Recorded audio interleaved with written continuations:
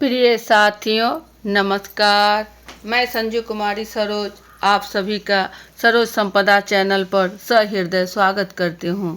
आज इस सेशन में हम सब यूजीसी नेट 22 अगस्त 24 की तैयारी के लिए पेपर 2 एजुकेशन टॉप 10 क्वेश्चंस जो पार्ट 1 के रूप में रिवीजन फटाफट प्रीवियस ईयर क्वेश्चन दिसंबर 2021 जून 2022 का मर्ज शिफ्ट 1 के अंतर्गत जो 12 अक्टूबर 22 को संपादित किया गया था। यूजीसी रीनेट 2024 के लिए महत्वपूर्ण सेशन साबित होगा। तो ज़्यादा देर न करते हुए मात्र 10 मिनट के अंदर सेशन को साझा किया जाएगा। पहला प्रश्न है, नीचे दो कथन दिए गए हैं। अभिकथन ए, हालांकि एक्स पोस्ट फैक्टो अनुसंधान कारण और प्रभाव की जांच करता है, परंतु वह प्रयोगात्मक अनुसंधान का भाग नहीं है। तर्क R, reason. Ex post facto अनुसंधान में स्वतंत्र चर का प्रभाव पहले ही हो चुका होता है। ए और आर दोनों सत्य है और आर ए की सही व्याख्या है। बी, ए और आर दोनों सत्य है लेकिन आर ए की सही व्याख्या नहीं है। सी, ए सत्य है लेकिन आर असत्य है। डी, ए सत्य नहीं है लेकिन आर सत्य है। दिए गए विकल्प ए बी सी डी से सही विकल्प का चयन करना है।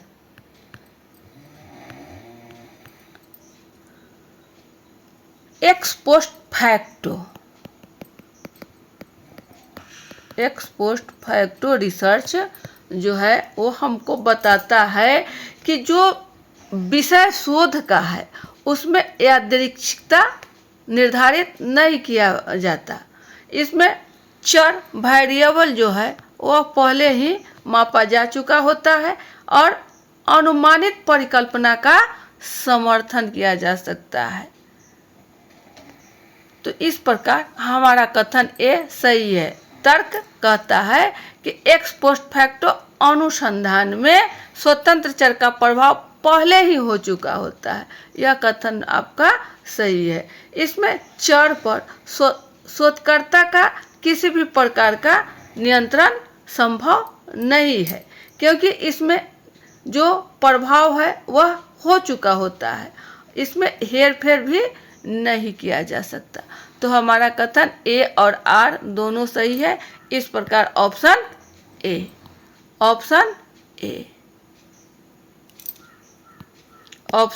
ए हमारा सही है। नेक्स्ट क्वेश्चन 2 की ओर। नीचे दो कथन दिए गए हैं। कथन 1, बजाय इस बात पर ध्यान देने के कि परंपरागत रूप से परिभाषित विषय वस्तु के संदर्भ में शिक्षार्थियों से क्या सीखना अपेक्षित है, दक्षता आधारित पाठ्यक्रम सीखने की प्रक्रिया के परिणामों पर बल देता है, जैसे कौशल, ज्ञान और दृष्टिकोण जिनका शिक्षार्थियों द्वारा उपयोग किया जा सके। कथन 2 है, दक्षता आधारित पाठ्यक्रम विद्यार्थियों को अपनी शिक्षा हेतु जिम्मेदारियों को लेने की अनुमति देता है। ऑप्शन है A, both statement 1 and statement 2 are true. B, both statement 1 and statement 2 are false. C, statement 1 is true but statement 2 is false. D, statement 1 is false but statement 2 is true. A B C D के विकल्प से सही विकल्प का चयन करना है। तो यह बताया जा रहा है कि दक्षता आधारित कॉम्पिटेंसी बेस्ड करिकुलम, इसमें जो छात्र होते हैं उनका ज्ञान, कौशल एवं उनका नैतिक गुण के विकास के जिम्मेदारी कॉम्पिटेंसी बेस्ड लर्निंग पर डिपेंड है। इसमें एक जिम्मेदार व्यक्ति बनाने की पहल की जाती है। तो इस प्रकार हमारा पहला कथन सत्य है एवं दूसरा कथन भी सत्य है। जो स्टेटमेंट दोनों सही होने के कारण ऑप्शन ए की ओर है। ऑप्शन ए, दोनों कथन सत्य है। Both statement 1 and statement 2 are true. Option A. Next question 3 की ओर। राष्ट्रीय शिक्षा नीति 1986 के अनुसार निम्नलिखित में से किस संस्था को प्रारंभिक विद्यालयों के लिए सेवारत अध्यापक शिक्षा की जिम्मेदारी सौंपी गई है? ये आपका तीसरा प्रश्न है।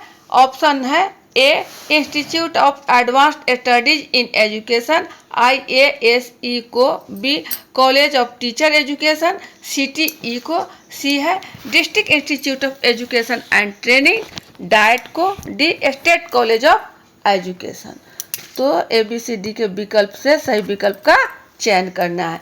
राष्ट्रीय शिक्षा नीति 1986 यह एक महत्वपूर्ण दस्तावेज के साथ हमारा राष्ट्रीय शिक्षा नीति नेशनल एजुकेशन पॉलिसी, जो आज तक भी इससे बहुत चीज़ें ली जाती है। यह एक महत्वपूर्ण ये नीति रही है 1986 के, और इसमें विभिन्न प्रकार के योगदान हम लोग को प्राप्त हुए। जैसे 1986 से ही आपको नवोदय विद्यालय आया, नवोदय विद्यालय हो गया, आपका डाइट है DIET डाइट, अकादमिक स्टाफ कॉलेज, अकादमिक स्टाफ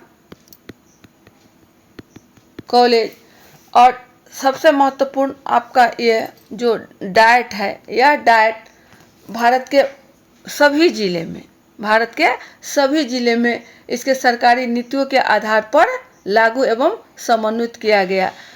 इसकी स्थापना, डाइट की स्थापना आपका 1997 में की गई। इस प्रकार हमारा सही विकल्प है सी, सही विकल्प C, district institute of education and training DIET, district institute of education and training DIET. Next question 4 में है, नीचे 2 कथन दिए गए हैं। कथन 1, रूब्रिक्स का इस्तेमाल समकक्षी फीडबैक के लिए किया जा सकता है। कथन 2, रूब्रिक्स का इस्तेमाल केवल जोड़ों के समकक्षी फीडबैक हेतु किया जा सकता है। ऑप्शन है आपका ABCD, इनमें सही विकल्प का चयन करना है।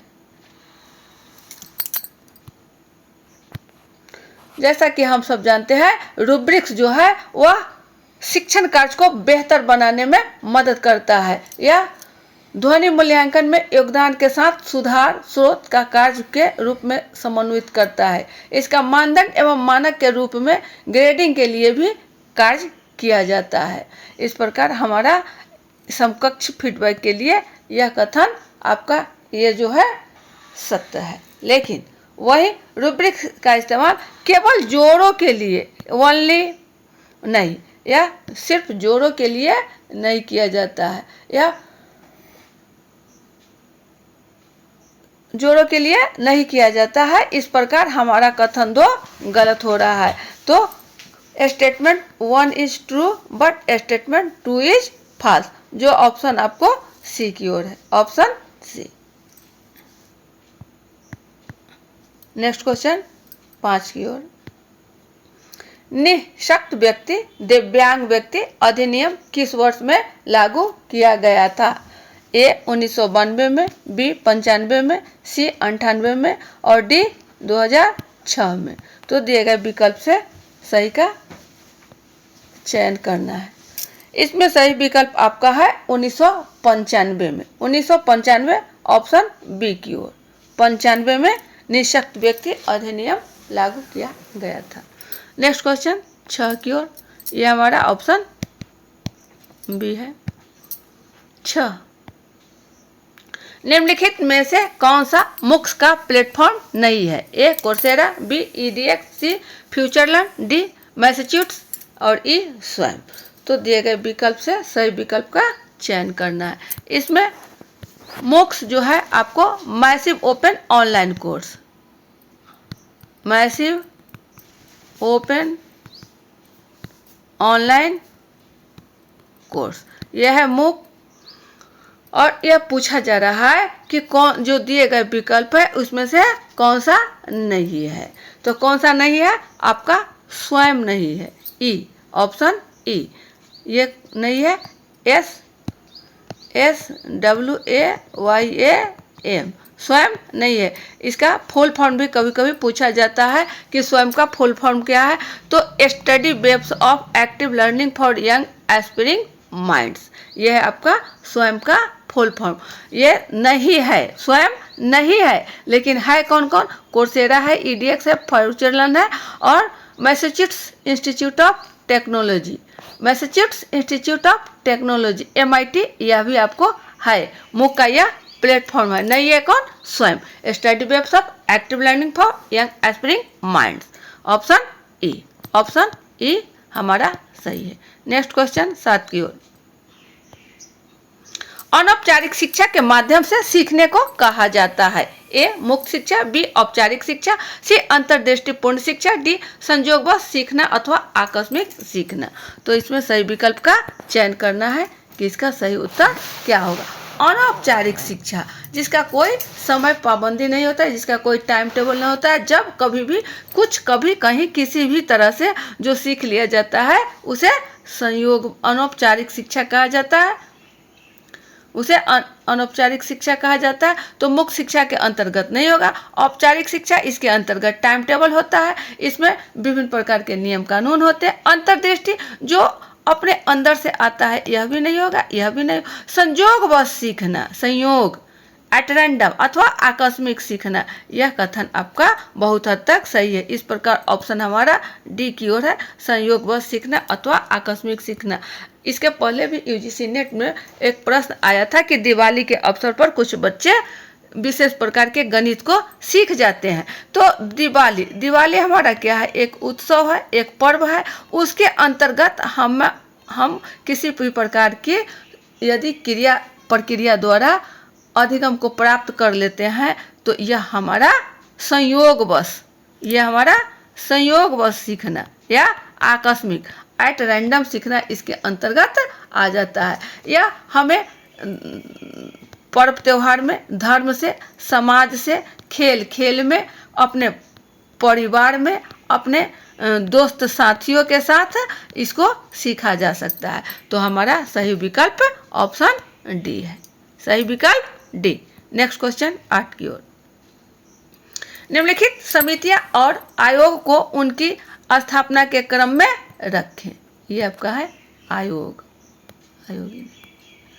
ए जस्टिस वर्मा समिति, बी राष्ट्रीय ज्ञान आयोग, सी राष्ट्रीय शिक्षक आयोग और डी है आपका माध्यमिक शिक्षा आयोग। ABCD से सही विकल्प का चयन करना है। तो हम सब पहले जाने कि जस्टिस वर्मा समिति कब आया। तो जस्टिस वर्मा समिति आपका है 1912 में। राष्ट्रीय ज्ञान आयोग कब आया? तो यह है आपका 2005 में। राष्ट्रीय शिक्षक आयोग कब आया? राष्ट्रीय शिक्षक यह आया आपका 1964 में, जिसे कोठारी आयोग के नाम से भी जाना जाता है, दौलत सिंह कोठारी। और माध्यमिक शिक्षा आयोग यह आया आपका 1952, जिसे लक्ष्मण स्वामी मुदालियर के नाम से माध्यमिक शिक्षा के नाम से भी जाना जाता है। तो ABCD यहाँ आपका दिया हुआ, इस आधार पर हम लोग क्रम में, सीक्वेंस में स्थापित कर सकते हैं। तो स्थापित कर सकते हैं। सबसे पहले हमारा आ रहा है आपका 1952।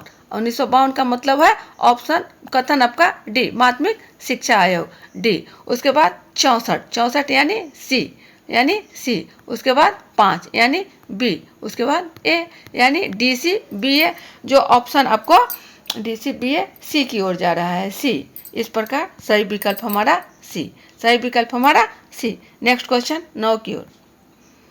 निम्नलिखित में से राष्ट्रीय पाठ्यक्रम प्रारूप फ्रेमवर्क के प्रकाशन के सही वर्ष का चयन करें तथा उसे सही अनुक्रम में व्यवस्थित करें। ए 1972, बी 1975, सी 1987, डी 2000 और ई है आपका 2005। ये बढ़ते क्रम में व्यवस्थित करना है कि हमारा इसका सही विकल्प क्या होगा।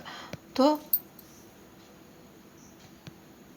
ये जो दिया गया है आपका, यह है आपका NCF national curriculum of framework, इसको कहते हैं NCF नेशनल